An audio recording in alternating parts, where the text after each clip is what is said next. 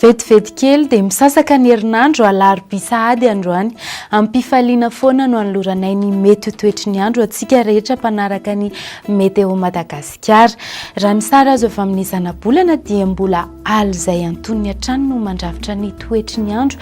Any amin'ny ilany atsinanan'ny nositsika iny no mbola misy andian-drahona manifinify izay hitondra orana indrindra ny amin'ny tapany avaratra atsinanan'ny Madagasikara fa ny any amin'ny faritra atsimo atsinanana iny izao dia efa ifandimby fotsiny rahona sy ny masoandro. Ranoandra-pitso vao maraina dia efa mizara telo mazava be mihitsy ny toetry ny andro. Ny ilany andrefana iray manontolo dia tena ibalika be ny masoandro, manga be mihitsy ny lanitra. Fa ny aty amin'ny atsimo atsinanana sy vadivavy ny aty ifandimba ny rahona sy ny masoandro ny maraina.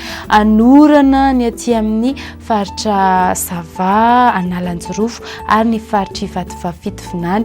Itoy mandra-paharivan'ny andro ny any amin'iny faritry Sava iny ny orana tandrifindrahona malefaka toy izay ihany koa ny any Analanjirofo ary mba azo ny anjarany kely koa ary ny aty amin'iny faritry Sofia iny.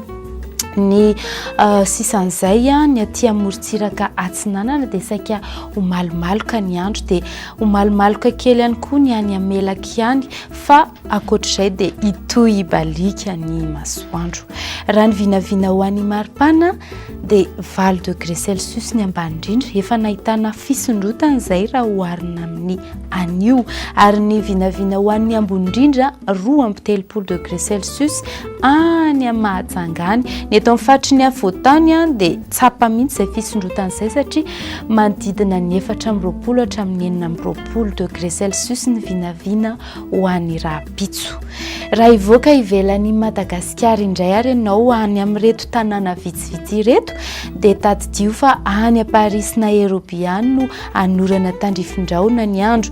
Ny any Milan sy Bangkok dia mahazo orana tandrifindrahona mety araikotroka. Ny any Johannesburg any no ho malomaloka ny andro ho lalovandrahona indray ny lanitra. Raha ny ho an'ireo nosy manodidina antsika dia ny any Port-Louis no somary ho rakodraona ihany koa fa ny any Seychelles any dia ifandimba ny rahona sy ny masoandro. Ho maina ny andro amin'ny ankapobeny ny any Comores sy any Saint-Denis. Ny amaranantsika azy dia tadidio izany fa ho an'ny rapitso alakamisy sy ny zoma dia ahatsapa fiakaran'ny maripantsika ho maina ny andro amin'ny ankapobeny fa any amin'ny asabotsy sy alahady any dia iverina ho malomaloka indray ny andro sady mandrivotra no ahatsapa fidinan'ny maripana. Dia toy izay sy toy izay ny azontsika naroso androany, mandrapitafy indray ary tompoko lahy sy tompoko vavy.